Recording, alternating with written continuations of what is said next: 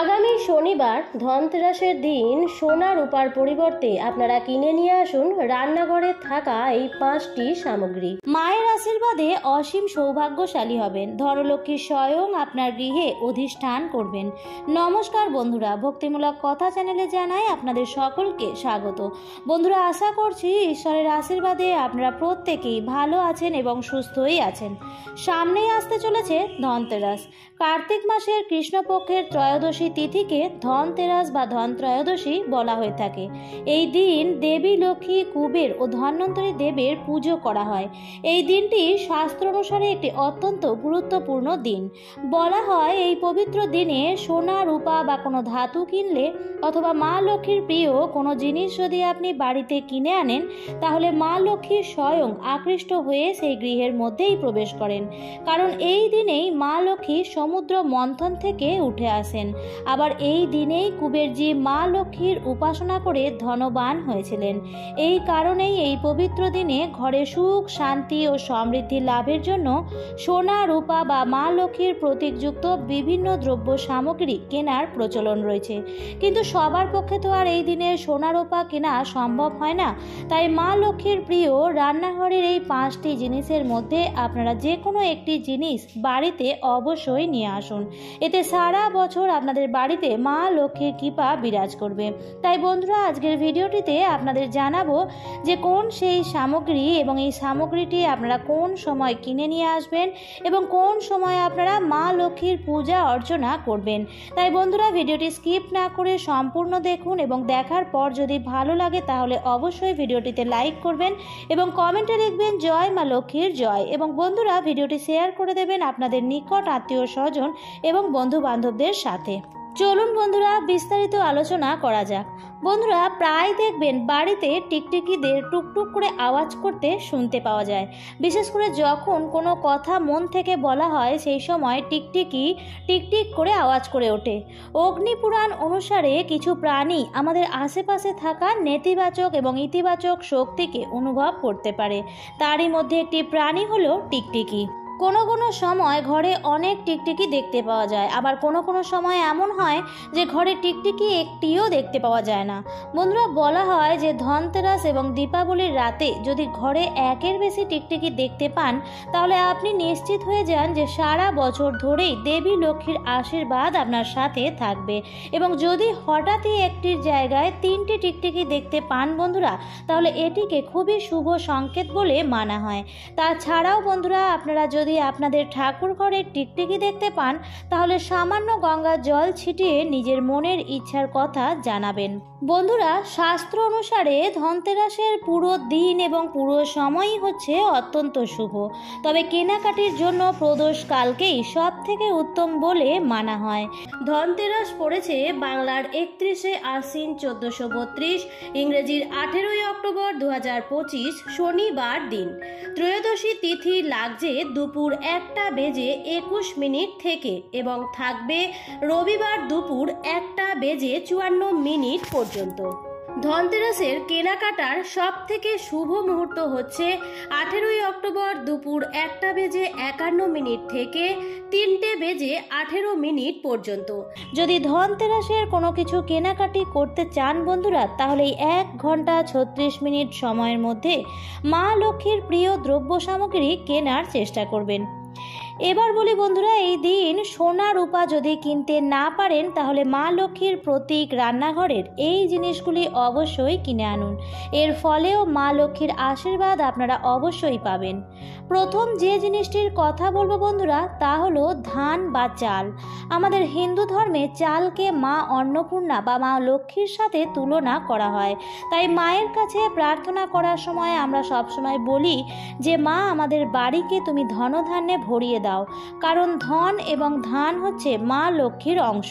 মা লক্ষ্মীর পুজোতে ধান ছাড়া কিন্তু হয় না।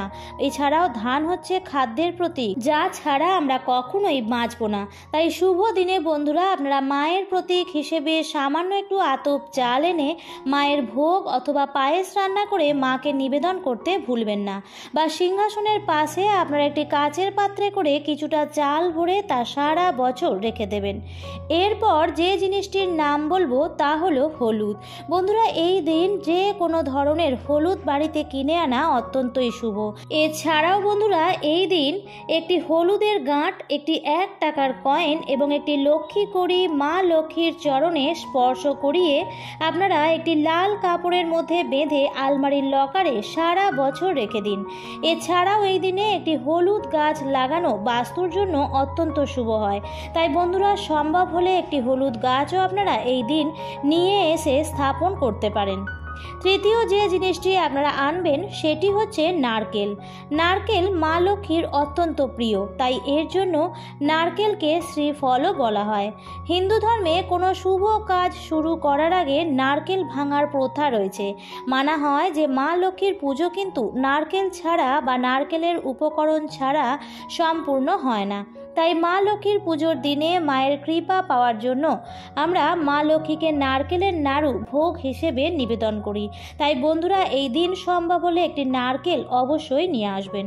চতুর্থ যে জিনিসটি আনবেন সেটি হচ্ছে ধনে।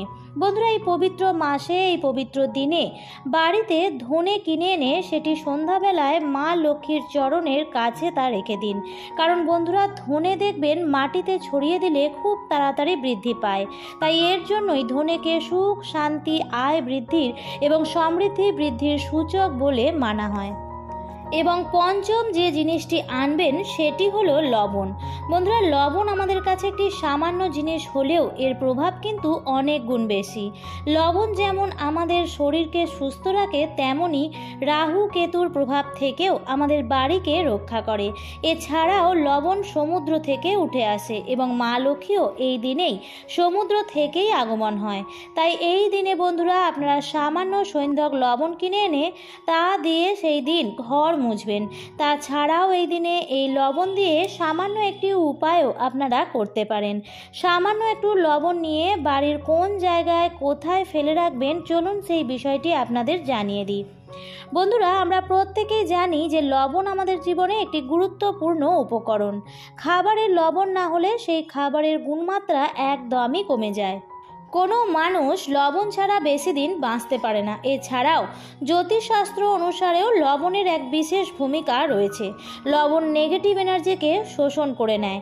তাই এর জন্য বলা হয় যে কোনো শত্রুর বাড়ি থেকে বা কোনো পাপী ব্যক্তির বাড়ি থেকে লবণ কখনো নিতে নেই। এমনকি কারোর কাছ থেকে কখনো লবণ ধার হিসেবেও নিতে নেই। বন্ধুরা, যদি হঠাৎ করেই দেখেন যে আপনাদের ঘরে সুখ শান্তি দিন দিন কমে যাচ্ছে, তাহলে কি করবেন?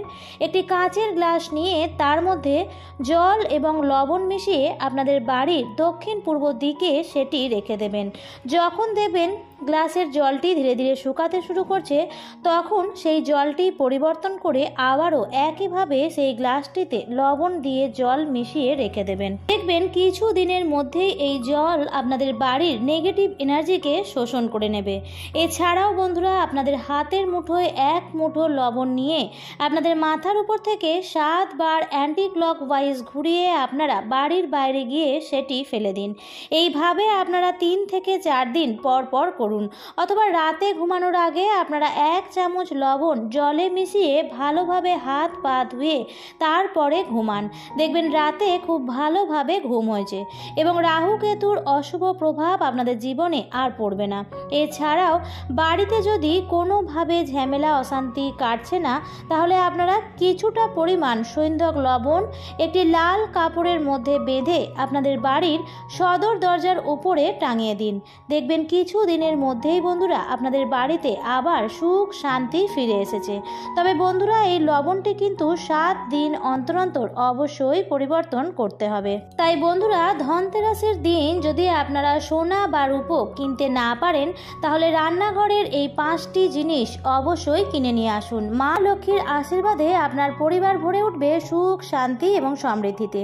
বন্ধুরা, ধনতেরাসের দিন ভুল করেও কোন কোন জিনিস কিনবেন না, যার ফলে মা লক্ষ্মী রুষ্ট হয়ে যেতে পারেন, সেই বিষয়ে আমি পরের ভিডিওতে আলোচনা করব। আজকের পর্বটি এই পর্যন্তই। ভিডিওটি দেখে যদি ভালো লাগে তাহলে অবশ্যই লাইক কমেন্ট শেয়ার করবেন বন্ধুরা। আর যদি আপনি আজকের ভিডিওটি প্রথম দেখে থাকেন, তাহলে এই চ্যানেলটিকে সাবস্ক্রাইব করে আমার সাথে থাকবেন এবং পরবর্তী ভিডিওর নোটিফিকেশনের আপডেট সবার আগে পেতে নোটিফিকেশন বেল আইকনটির অল লেখাটিতে ক্লিক করে রাখবেন। আবার দেখা হবে পরবর্তী নতুন ভিডিওতে। ভালো থাকবেন, সুস্থ থাকবেন, ধন্যবাদ।